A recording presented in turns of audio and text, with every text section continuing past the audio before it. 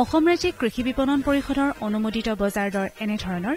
শোণিতপুৰ বজাৰত আদা প্ৰতি কুইণ্টলত ন্যূনতম মূল্য 11,000 টকা, অধিকতম মূল্য 12,000 টকা, জলকীয়া 9,500 টকা, 10,000 টকা, লেচেৰা 3,800 টকা, 4,000 টকা, গাজৰ 6,500 টকা, 7,000 টকা। গড়চুক বজাৰত বিলাহী প্ৰতি কুইণ্টলত ন্যূনতম মূল্য 4,500 টকা, অধিকতম মূল্য 5,800 টকা, আলু 2,800 টকা, 2,880 টকা, বিন 7,700 টকা, 8,000 টকা, ৰঙালাও 1,600 টকা, 1,800 টকা। বৰপেটা ৰোড বজাৰত বিলাহী প্ৰতি কুইণ্টলত ন্যূনতম মূল্য 4,700 টকা, অধিকতম মূল্য 5,800 টকা, বেঙেনা 3,700 টকা, 4,200 টকা, ৰঙালাও 1,500 টকা, 1,700 টকা, আলু 2,400 টকা, 2,650 টকা। মৰিগাঁও বজাৰত আলু প্ৰতি কুইণ্টলত ন্যূনতম মূল্য 2,400 টকা, অধিকতম মূল্য 2,600 টকা, পিঁয়াজ 4,000 টকা, 4,400 টকা, বন্ধাকবি 1,800 টকা, 2,200 টকা, বিলাহী 4,000 টকা, 4,400 টকা। কেন্দ্ৰীয় বতৰ বিজ্ঞান প্ৰতিষ্ঠানৰ পৰা পোৱা বতৰৰ আগলি বতৰা অনুযায়ী গুৱাহাটী আৰু ইয়াৰ উপকণ্ঠ অঞ্চলৰ বতৰ আংশিক ডাৱৰীয়া হৈ থকাৰ লগতে পাতলীয়া বৰষুণ পৰাৰ সম্ভাৱনা আছে। বতাহ প্ৰতি ঘণ্টাত 10 কিলোমিটাৰ বেগেৰে বলিব। আপেক্ষিক আৰ্দ্ৰতা 81% ভিতৰত থাকিব।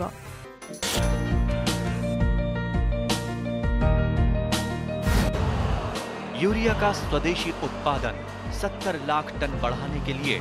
6 उर्वरक संयंत्रों का उद्धार किया जा रहा है। FCIL के गोरखपुर, सिंदरी, तलचर और रामागुंडम संयंत्र, HFCL की बरौनी इकाई और BVFCL की नामरू फोर्थ। सोने पर सुहागा ये है कि देश में अब बनेगा सिर्फ नीम लेपित यूरिया, क्योंकि इससे होगा किसानों का फायदा ही फायदा। अनाज का उत्पादन 10% तक बढ़ेगा। बढ़ेगी 10 से 15% नाइट्रोजन क्षमता।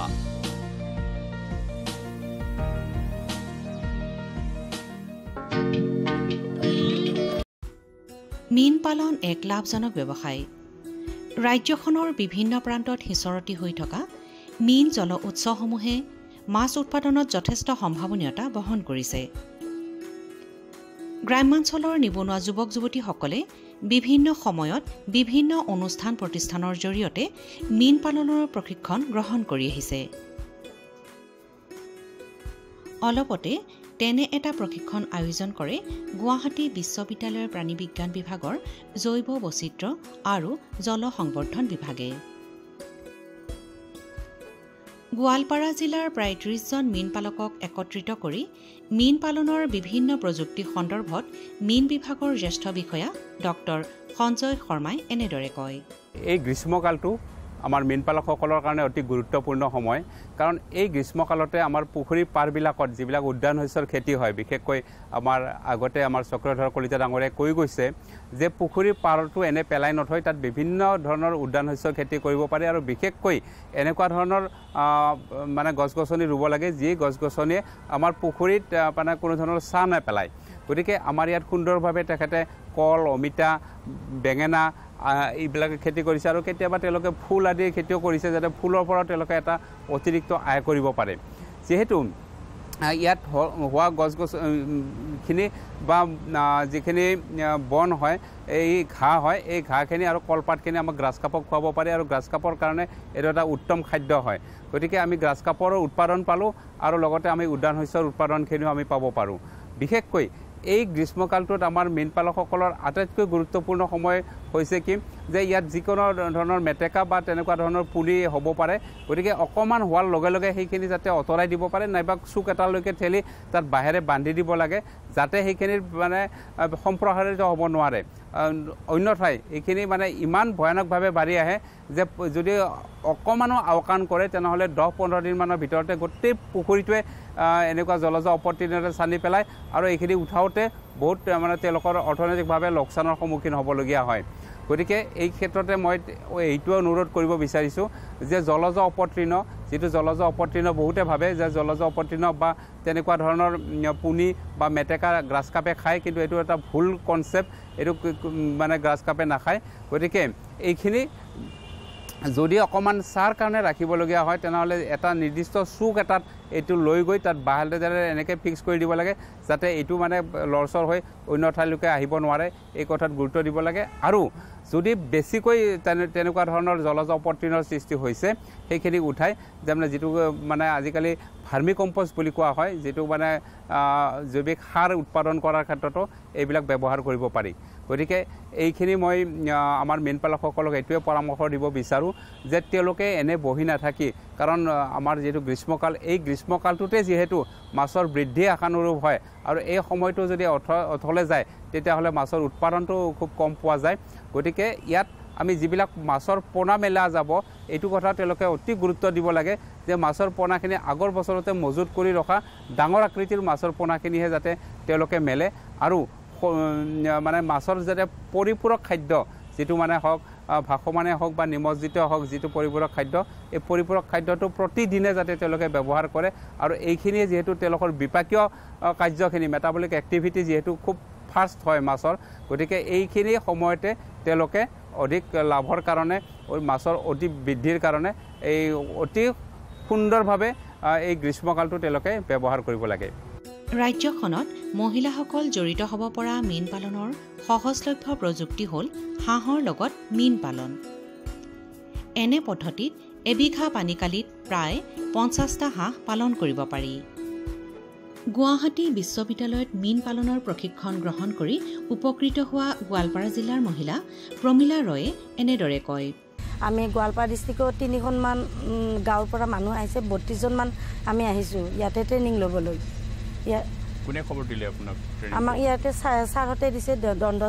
শৰ্মাই তেখেতে আমাক মানে মাতিছে ইয়াতে ট্ৰেইনিং ল'বলৈ কেইদিনীয়া 3দিনীয়া ট্ৰেইনিং কিবা ফিজ দিবলগীয়া হৈছে নেকি ইয়াৰ কাৰণে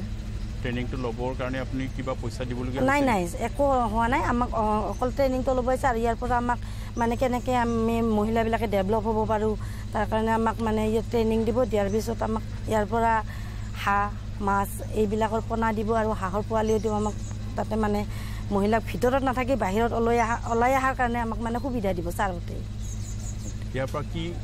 কি কেনেধৰণে উপকৃত হ'ম বুলি ভাবিছে আপুনি আমি এই হাঁহবিলাক নি কেনে আমি তাত পুখুৰী আছে আমাৰ পুখুৰীত আমি মেলি দিম তাত গঁৰাল চৰা বনাই কেনে তাত মানে ডেভেলপ কৰিম বুলি ভাবিছোঁ আৰু পোনাবিলাক পালন কৰি কেনে হাঁহ মুৰ্গীবিলাক নিজাভাৱে আপোনাৰ কি আছে এনে ঘৰত মোৰ নিজাভাৱে আমাৰ পুখুৰী আছে 4টা তাৰপিছত আমাৰ মুৰ্গী আছে কিমান বিঘাত মাটি আছে আমাৰ ডাঙৰ পুখুৰী আছে 1.5 বিঘা মানৰ এটা আছে আৰু সৰু 3টামান আছে কিবা মাছ দিছে তাতে মাছ আছে পুখুৰীত আৰু বেলেগ আছে আমাৰ মুৰ্গী আছে হাঁহ আছে ছাগলী আছে আগতে আপুনি এনেকুৱা ধৰণৰ ট্ৰেইনিং কৰবা লৈছিলে নেকি এনেকুৱা ট্ৰেইনিং আমি ইয়াতে আৰু আজি 7-8 বছৰমান আগতে লৈছিলোঁ এবাৰ তাৰ পৰা কিবা উপকৃত হৈছোঁ দিয়ক আমি আৰু চৰকাৰৰ ফালৰ পৰা কিবা ঋণ তেনেকুৱা অনুদান ঋণ এনে নাই পোৱা কিন্তু আমাক মানে চেল্ফ হেল্পৰ আণ্ডাৰত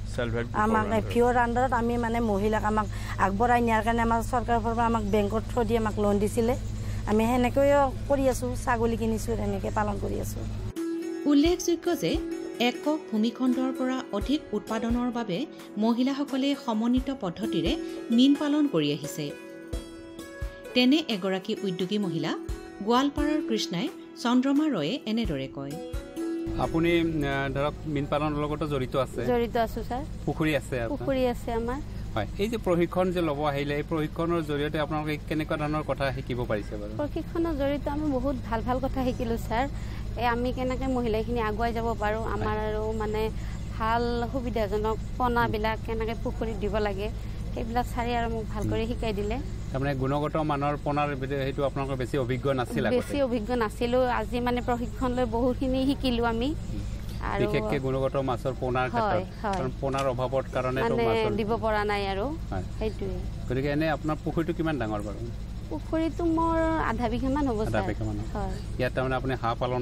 পালনো কৰোঁ ছাগলীও আছে 8জনীমান তাৰপিছত লোকেল গৰু 3টা আছে ক্ৰছ 2টা আছে তাৰপিছত আৰু কুকুৰা আছে 15জনীমান কণী দিয়ে কুকুৰা একেলগে আছে ছাৰ ঘৰতে মানে এটা সৰু বাঁহৰে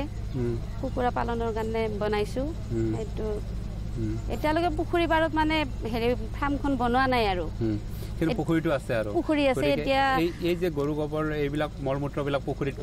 পেলাই দিওঁ আৰু খেতিটো দিওঁ ধান খেতিও আছে অলপ হয় গতিকে ধান খেতিও আছে কুকুৰা আছে হাঁহ পালন আছে ছাগলী আছে ইয়াৰ দ্বাৰা আপুনি তাৰমানে উপকৃত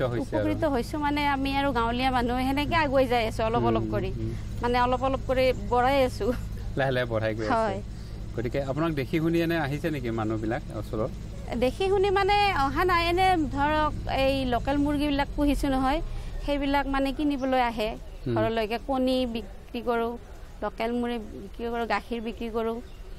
এইবিলাক বিক্ৰী কৰে পৰিয়ালটো এনেকৈ চলাই আছো আৰু আজি ৰাতিপুৱা 4টা বজাতে আহিছো আহাৰ আগতে গাখীৰ খিৰাই আহিছো চবখিনি কৰি আহিছে আৰু মানে আপোনালোকে মানে ধৰক সঁচা অৰ্থত আপোনালোকে যিটো কৃষি কৰ্ম তাৰ লগত আপুনি জড়িত আৰু ইয়াত আপুনি মাছ পালনো কৰি আছো ছাৰ আপুনি সুখী নে বাৰু এনেকে আমি আৰু সুখী হৈ আছো ছাৰ গাঁৱলীয়া মানুহ এনেকৈ সুখী জড়িত হৈ আছে গোৱালপাৰা জিলাৰ কৃষ্ণাই সমীপৰ পুৰুষ মহিলাসমূহক একত্ৰিত কৰি মীন পালনৰ বাবে আগুৱাই নিয়া উদ্যোগী পুৰুষ বিমল ৰয়ে তেওঁৰ ব্যক্তিগত অভিব্যক্তি প্ৰকাশ কৰি এনেদৰে কয় আমি দেখিছোঁ আপুনি এজন সুসংগঠক গতিকে মীন পালকসকলক আপুনি সংগঠিত কৰি মাছ পালন কৰি আছে এই ক্ষেত্ৰত আপুনি কি কয় নহয় নিশ্চয় আগবাঢ়িব মহিলাখিনি আহিলে নিশ্চয় আমি এই ক্ষেত্ৰত বহুত আগবাঢ়িব পাৰিম বুলি মই এটা ধাৰণা আৰু কিমানমান ধৰক পৰীক্ষাৰ্থীক লৈ আহিছে ইয়ালৈকে ইয়াত আছে 32 জন টোটেল 32 জন আনিছে গতিকে তেওঁলোকক ধৰণৰ মাছ পালনৰ প্ৰশিক্ষণটো ল'ব তেওঁলোকৰ প্ৰত্যেকৰে পুখুৰী আছে নেকি প্ৰত্যেকৰে পুখুৰী আছে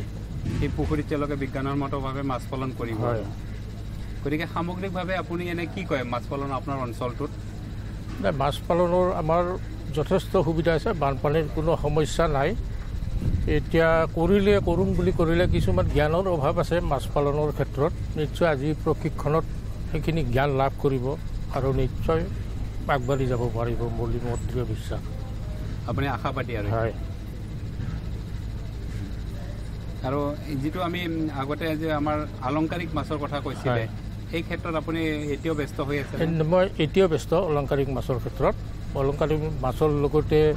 তাৰপিছত ফিছ কালচাৰৰ তাৰপিছত আৰু এগ্ৰিকালচাৰ ছাইডতো অলপমান কাম কৰি আছোঁ মুৰ্গী পালনৰ ক্ষেত্ৰত লোকেল মুৰ্গী কৰি আছে হয় আৰু মহিলাবিলাকক আপুনি কেনেদৰে উপকৃত কৰাইছে মহিলাখিনি তেওঁলোকেতো অৰ্নামেণ্টেলৰ কিছুমানৰ আছে কিছুমানৰ এতিয়া নাই এতিয়া হাঁহ পালন মুৰ্গী পালনটো এইটো আছে ফিচাৰীৰ লগতে তেওঁলোকে কৰি আছে ৰাজ্যখনৰ বিভিন্ন প্ৰান্তত সিঁচৰতি হৈ আছে এনে কিছুমান পৰিত্যক্ত পুখুৰী যিবোৰৰ মীন উৎপাদনত যথেষ্ট সম্ভাৱনীয়তা আছে পৰিত্যক্ত জলাশয়সমূহ পৰিষ্কাৰ কৰি ওচৰ পাজৰৰ গছ গছনিসমূহৰ ডালপাতখিনি কাটি তাত মাছ উৎপাদন কৰিব পাৰি পৰিত্যক্ত জলাশয়সমূহত মাছ উৎপাদনৰ ব্যৱস্থালৈ সন্দৰ্ভত ৱৰ্ল্ড ফিছ নামৰ আন্তঃৰাষ্ট্ৰীয় প্ৰতিষ্ঠানটোৰ কাৰিকৰী বিষয়া দীপাংকৰ নাথে এনেদৰে কয় আমি যেতিয়া আমাৰ গাঁও ভূঁই বা চহৰনগৰত যেতিয়া দেখোঁ এনেকুৱা সৰু বৰ বহুত পুখুৰী আছে যিবিলাক পৰিত্যক্ত অৱস্থাত আছে যিবিলাক জৈৱিক আৰু অজৈৱিক পদাৰ্থৰে ভৰ্তি হৈ আছে এই সৰু বৰ পুখুৰীবিলাক আমি সামান্য পৰিমাণে ইয়াত পইচা ইনভেষ্ট কৰি আমি ইয়াক যদি চাফ চিকুণ কৰি পেলাই ইয়াত যদি আমি পুখুৰীত মাছ পোনাই মেলিব পাৰোঁ উন্নত পৰ্যায়ৰ তেতিয়াহ'লে ইয়াৰ পৰা আমি আমাৰ লগতে আমাৰ কৃষক বন্ধুসকল বহুত লাভৱান হ'ব পাৰিব হয় আমি দেখিছোঁ এই ক্ষেত্ৰত পুখুৰীৰ পাৰতে গছ গছনি আছে বা ধৰক বিভিন্ন অবৰ্জিত পদাৰ্থ কিছুমানো আছে এনে মীন পালকসকলক তেওঁলোকৰ পুখুৰীটো ভালকৈ পৰিচৰ্যা কৰাৰ কাৰণে আপুনি কি পৰামৰ্শ দিয়ে বাৰু বিজ্ঞানসন্মত মীন পালনৰ ই এটা প্ৰধান বৈশিষ্ট্য য'ত নেকি আমাৰ পুখুৰীৰ পাৰবিলাক বা পুখুৰীটো যিমান পাৰি সিমান চাফ চিকুণ ব্যৱস্থা ৰাখিব লাগে পুখুৰীৰ পাৰত থকা গছ গছনিবিলাকে পুখুৰীত সূৰ্য ৰশ্মি পৰাত বাধা দিয়ে আৰু এই ধৰণৰ পুনি বা অন্যান্য পদাৰ্থ বা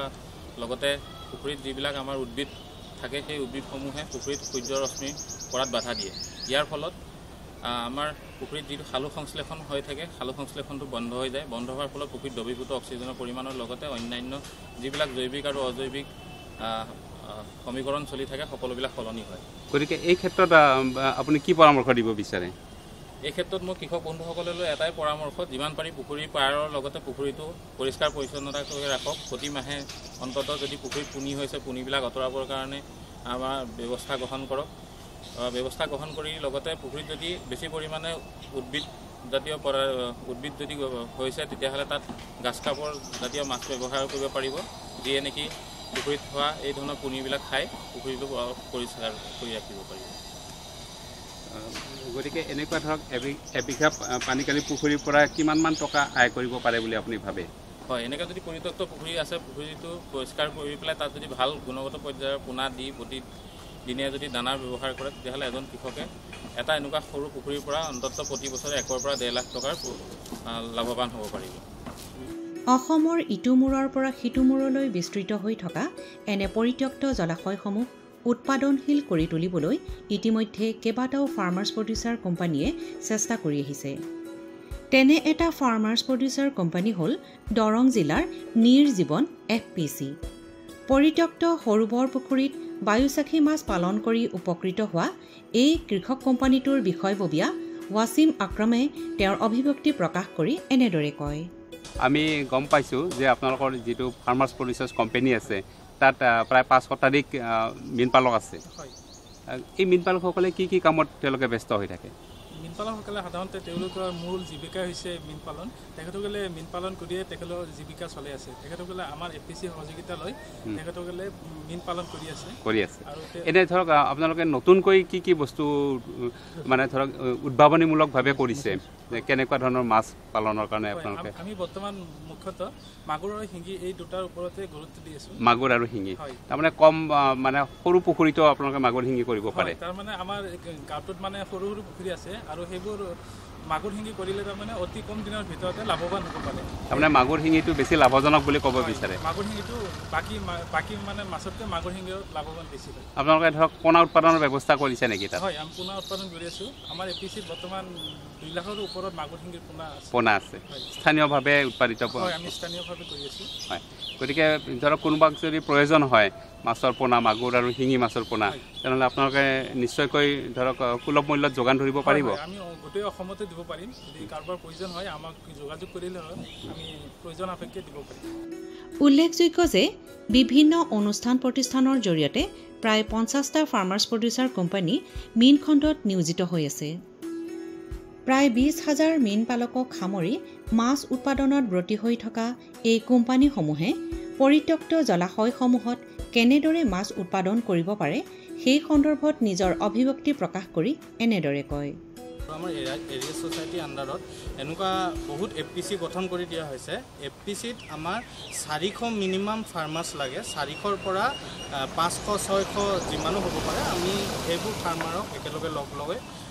এখনকৈ FPC গঠন কৰা হৈছে আৰু এই FPCৰ থ্ৰুত আমি এৰিয়া ছ'চাইটিৰ আণ্ডাৰত বিভিন্ন আঁচনি আমি প্ৰদান কৰি আছোঁ।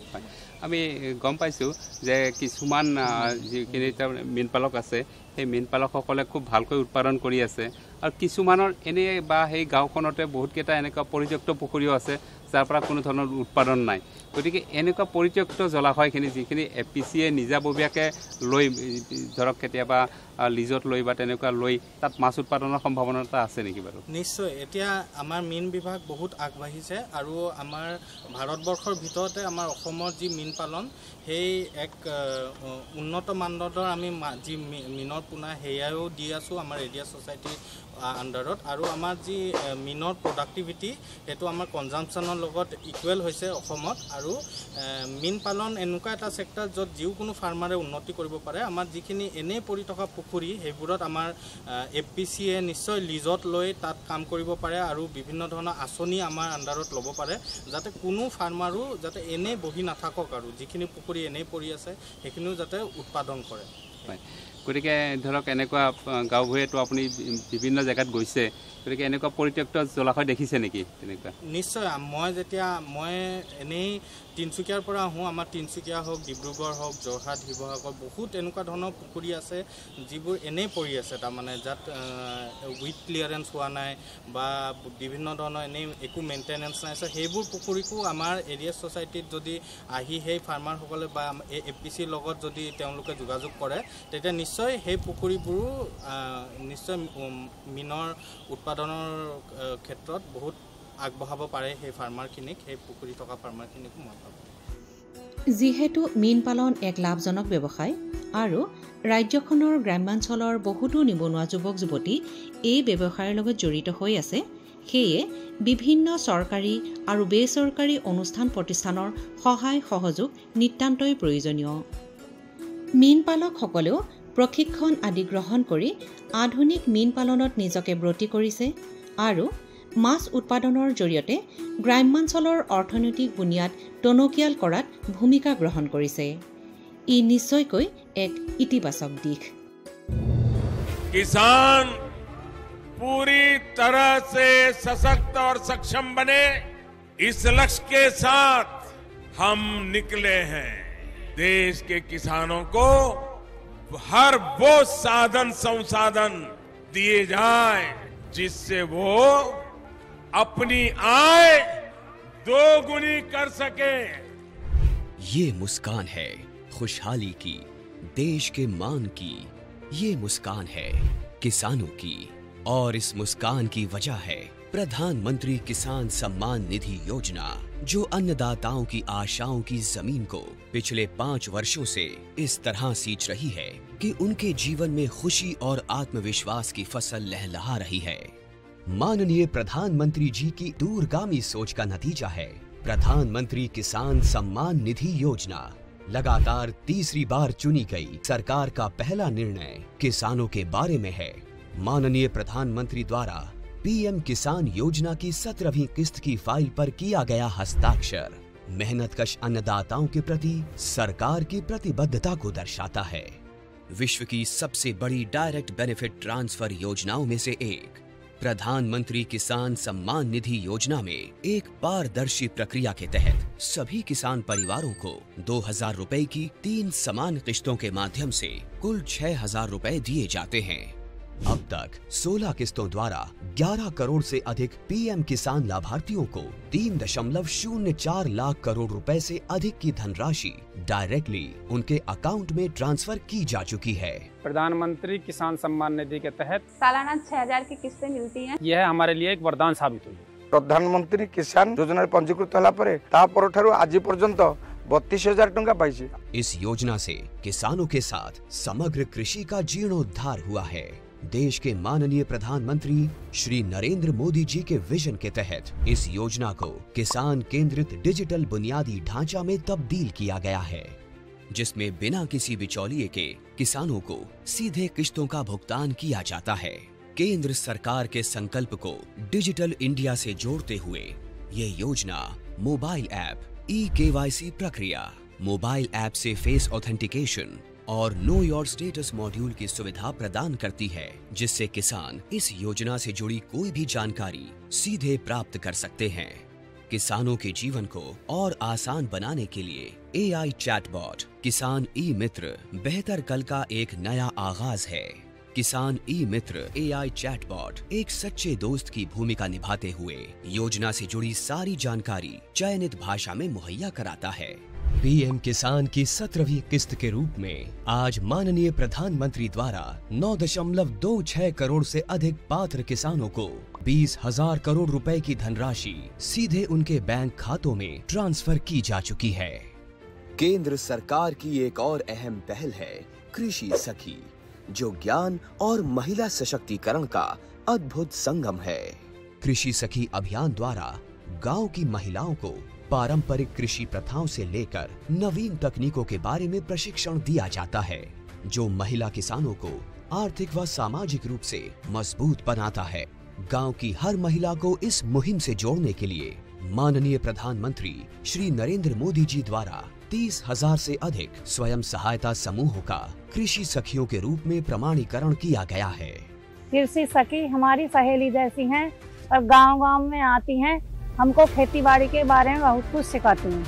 ऐसे अनूठे प्रयासों से देश का किसान स्वाभिमानी, स्वावलंबी, सशक्त और आत्मविश्वासी बन रहा है।